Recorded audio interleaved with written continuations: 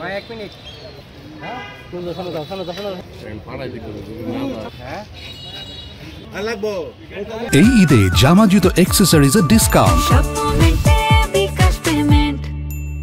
তো সন্দেহভাজন যে ট্রাক, সেই ট্রাকটি আসে, আমাদের সিগন্যাল দেওয়ার সাথে সাথে ট্রাকটি দ্রুত গতিতে ব্যাক করে সে পলায়নের চেষ্টা করে।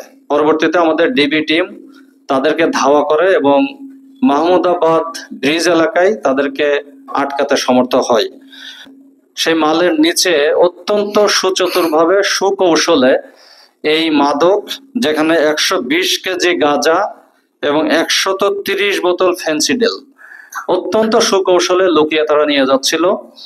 তো আমরা তাদেরকে এই পিকআপ সহ জব্দ করি এবং 2 জন আসামিকে হাতে নাতে গ্রেপ্তার করি। এটি আমি মনে করি যে নরসিংদী জেলা পুলিশ এবং জেলা গোয়েন্দা শাখার একটি বিশাল সাফল্য। এবং আপনারা জানেন যে মাদকের যে ভয়াল ছবল, এটি কিন্তু এই দেশের যুব সমাজকে একেবারে ধ্বংসের দ্বার প্রান্তে নিয়ে যাচ্ছে।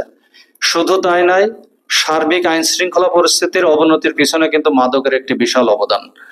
মাদকের টাকাকে সংগ্রহ করার জন্য তারা খুন খারাপি পর্যন্ত তারা করতে পিছপা হয় না। চুরিচামারি, ডাকাতি, ছিনতাই এগুলো তো নিয়মিত করে, শুধুমাত্র কিন্তু মাদকের টাকা জোগাড় করার জন্য। তা আমাদের এই অভিযান অব্যাহত থাকবে।